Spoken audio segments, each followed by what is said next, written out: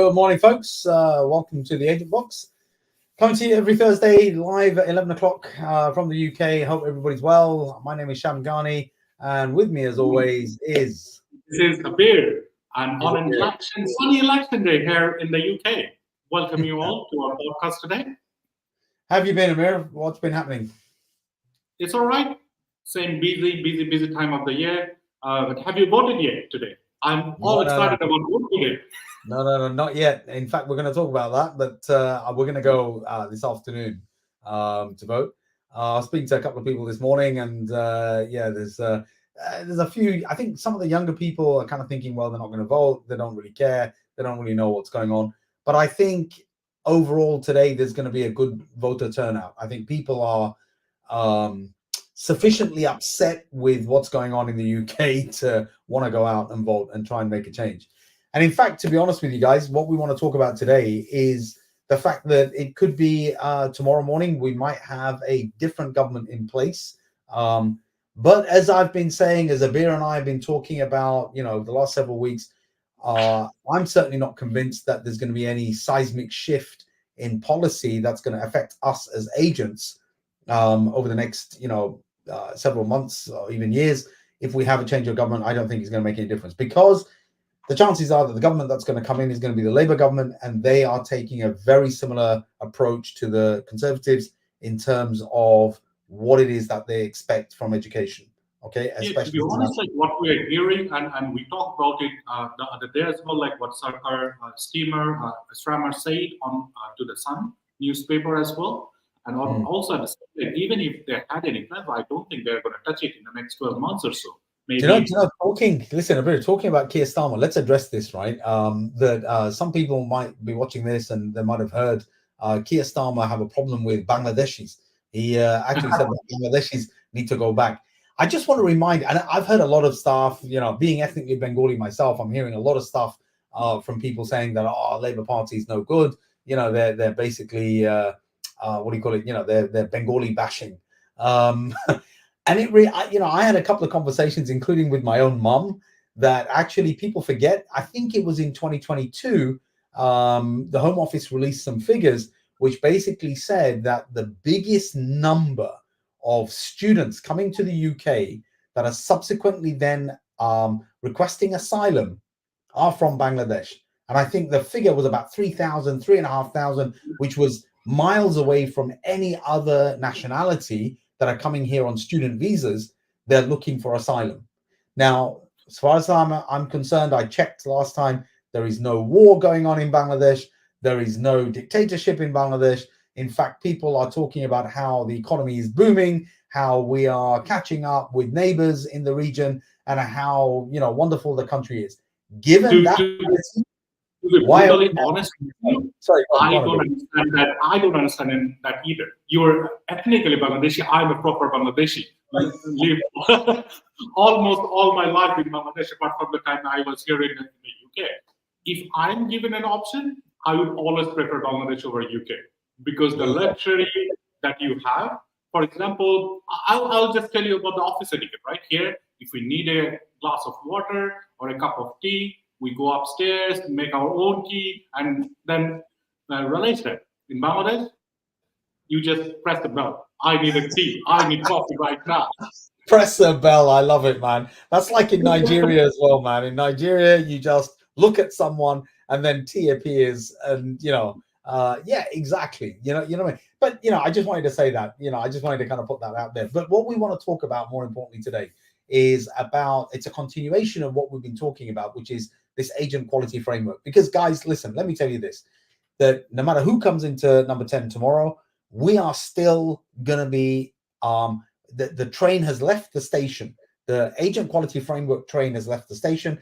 Universities across the UK have all signed up to this pledge. The government, previous or the current government as of today, are saying that they want to enforce the agent quality framework onto us as agents. Why do they want to do that, right? Because the government feels, or the Home Office, and remember, guys, for those of you who might not know, in the UK, the Home Office is run by civil servants, okay? These civil servants don't care who's in government. They are still doing the work. they are directed by their minister, depending on whichever party they're from. But in many countries, senior staff members change when a government changes. That doesn't happen here in the UK. So that Home Office, right, is concerned that there are bad actors. They use this phrase. There are bad actors when it comes to agents out there. In other words, agents are scamming students, or they are helping wrong students come to the UK for migration, for settlement. This is all kind of put into this box that they title as bad actors. I mean, Abir, you must have heard about this. You must have seen this in the press. A lot of us, like our agency friends, do not have that understanding, like what is the right and what is wrong thing to do. I'll tell you an example of my experience with working with one of the agents in my previous role. So we heard about this agent from credible sources. He reached out to us. We cross-checked their reference with British Council, and everyone had great reviews about them. They have been in the industry for a while. So we thought, okay, we'll give it a shot. We were very circumspect, but we wanted to give it a shot because we were hearing good things about them from all the sources that we could investigate from. And then in 1 week, this is about in 2017-18, in 1 week, we received 8 applications from them. And that was a big number of applications from anyone just on the first week. So I personally wanted to go through all the documents and everything. And then, interestingly, I found out this is a risky market. And then I found out that they all had 2 years diploma in their CV, and they have certificates and whatnot as well. And I was just scratching my head because from my knowledge and experience in the market, I knew that there is no 2-year diploma available in that market. There is only 4-year diploma. So I was wondering whether it was a new thing that I am not aware of. So I called the guy up. I called the owner of the agency, like, hey, we received 8 applications. That's all good. But all of them has this 2 years diploma. What is up with them? And you would not believe me what he told me with a plain face. Oh, that's nothing, brother. Since they had a 2 years gap, we thought that we were just going to make this up to help the student out. And I was like, what? What are you? Do you even realize like what you were saying? Because there are 2 issues. Number one, 2 years gap is not a major gap, so you don't necessarily need to explain that unless you have been out of study. And now you're making up something, and you think you are just helping the student, which is essentially you are not helping the student. You are the thing in this example, though, Abir, I'm wondering whether this is a genuine mistake or whether it's unethical.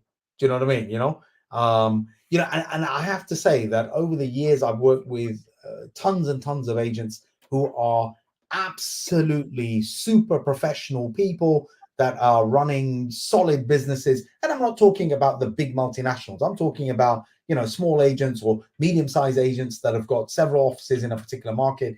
Absolutely solid.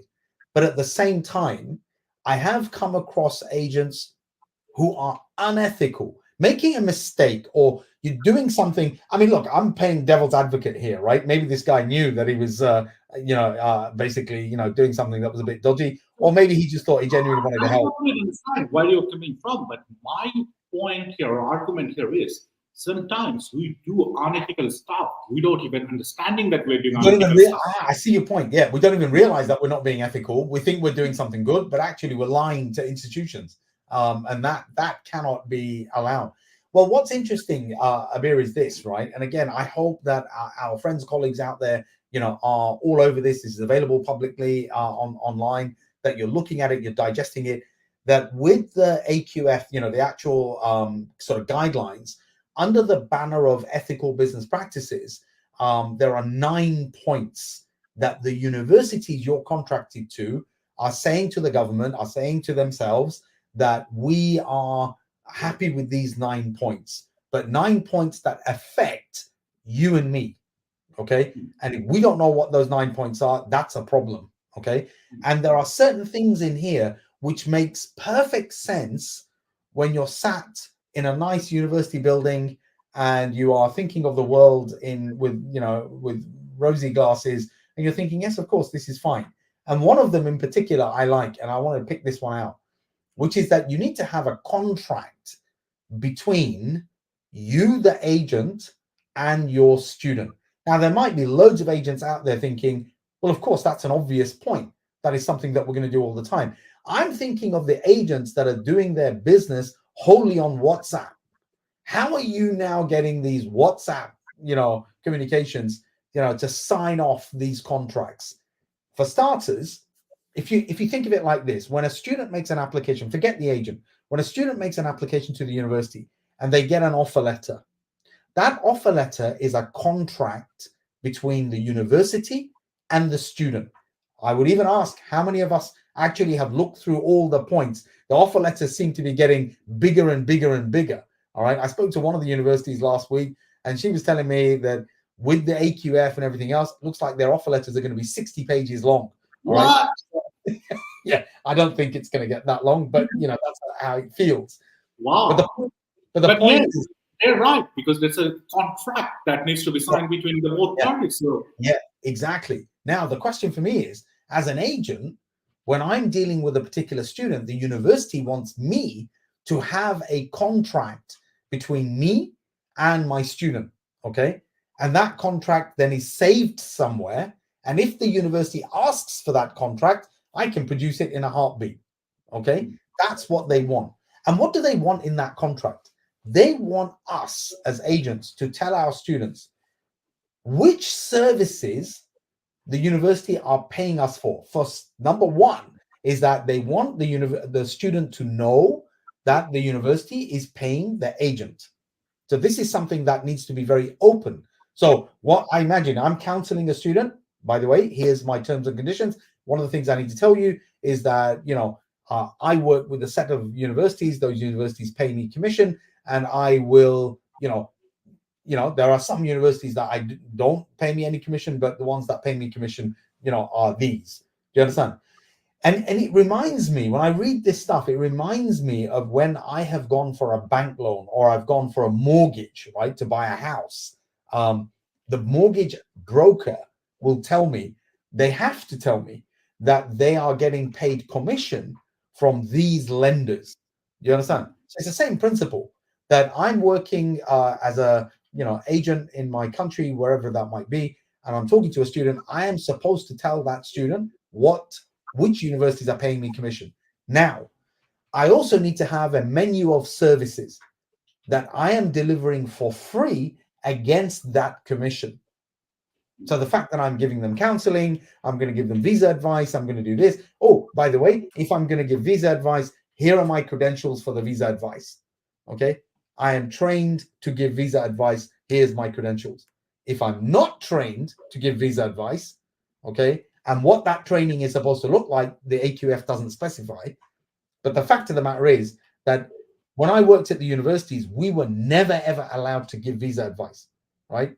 We never were allowed to give visa advice. What we had to say is, I can point you in the direction of the visa advice, because I am not visa advice trained. Right.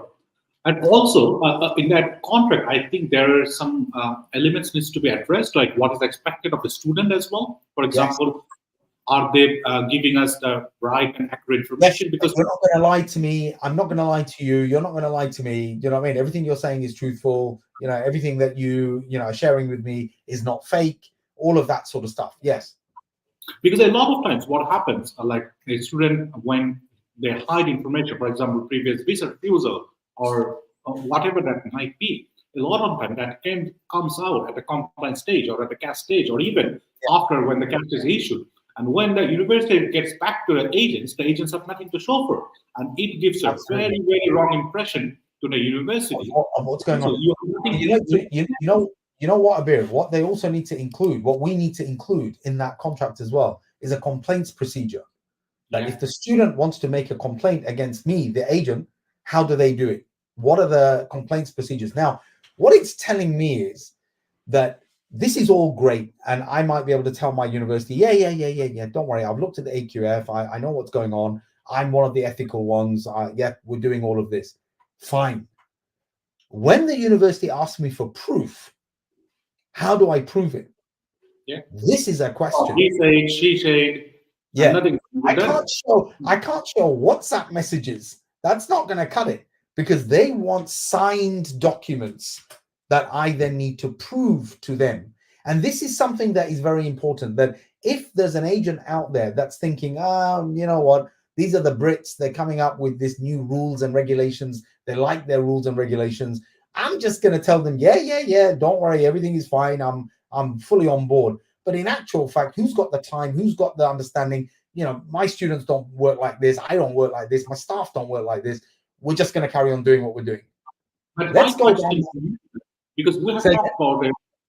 So my question to you to navigate that issue, whether a CRM system or any system could help us with that, maybe? Well, this is, look, we've been saying this, you know, endlessly since we've started the Agent Box, that look, if I run a company and I don't have any online cloud-based storage system that I know exactly what's happening from every part of my company, and all of these documents are being stored against a student's profile, how on earth am I supposed to prove any of this if I come under audit? And the universities, in my opinion, this is very much my opinion, I think universities are going to be mandated to carry out audits and then show those audit results when the UKVI audits them. You understand? So the UKVI may not come and audit us as agents, but the UKVI will probably say to the university, right, I'm coming to audit you, and part of that audit is I want to see your audit trail of your agents. So this is when not the, you know, international officer or the regional manager or head of international, the compliance manager is going to be knocking on our door of every university. If we have 50 contracts, 50 universities are going to be knocking on our door saying, right, okay, I need to do an audit, annual audit of you. And here I want, okay, these are the applications you sent. 15 of those I need to see all the documentation for. And they'll give us 24 hours to do that in. Now, this is when we need to now be able to either email them all of that, better still, give them a link where they can go and see all of that information in our CRM system. You understand? So to answer your question, Abir, 100%, man, if you don't have essentially a CRM system, you cannot prove this stuff to your partner universities. And it might sound like fluffy, you know, stuff, not a serious end of the business, but this will bring about your contract termination if you are not careful. And look, guys, we've been saying this, Abir and I have been saying this over and over again. Sam CRM, you know, sponsors the Agent Box. You know, it's not a coincidence, you understand, that actually go and have a look at Sam's, you know, you can email them at sales@samcrm.co.uk, or you can go and have a look at their website, samcrm.co.uk, and actually figure out what kind of CRM system they've got. They have a CRM system that has been designed by agents for agents. But there are lots of systems out on the market. Feel free to go and have a look and see which one you think is suitable for you. At the end of the day, invest in a CRM system, because you are pretty much not going to be able to adhere to the AQF, right, if you don't have a system. Because you can tell your university, yes, I've got these processes. They're not just going to believe you on you telling them. They're going to want you to prove, show me that you've got these things in place. And that's just one. Rather than panic buying at the last minute of CRM, I think what we're suggesting right now is just do your research, find out the best CRM out there for your particular business, and get it sorted. Don't wait till the last minute, because it's gonna get messy at the very last minute. 100%, man. And look, I mean, Abir, we're just touching the surface here, right? You know, the one word that comes out from the AQF in this particular section, but in most of the section, we're talking about section 2, ethical business practice, right? Section 2, documented system, documented. They want to see these documents that you and I have got as agents, and that shows and proves that our policies and procedures are in place and that they are attached to an individual student. You know what I mean? And on top of that, look, man, they want staff handbooks. They want, you know, obviously everybody's got to be British Council trained. All of these kind of things, you know, they're expecting. They even want us to be transparent with our marketing stuff. So if I go out there and start talking about, you know, huge scholarships available, you know, you can live and work in the UK, you 2-year post-study work, and then you can stay here afterwards. Every little thing they are going to scrutinize, because they are going to be recruiting students, not immigration. So that's very, very important. Even that's a good point. Even the tone, the language of the adverts that we're putting out has to be education orientated, not, you know, even if we're not saying something wrong, which is, you know, part-time jobs are available, you know, you can basically stay here in the UK for 2 years after your graduation. If we're just saying these things but not linking it to education and the fact that Britain wants the best and the brightest, you keep saying that, Abir, but that is the linkage. If we're not putting that in our adverts, and our adverts just look like a whole collection of immigration adverts, I think we're going to come under a lot of pressure, and that is going to come under this unethical business practice, you know, argument. And this is something that we need to look at, guys. Guys, look, we've run out of time. We're 21 minutes in already, coming up to 22 minutes. We're going to have to end the conversation there. Next week, we'll probably know, well, we will know who's in government, and we'll start to unpick if there's going to be any significant changes. We might end up talking about that, or we might continue looking at another section of the AQF.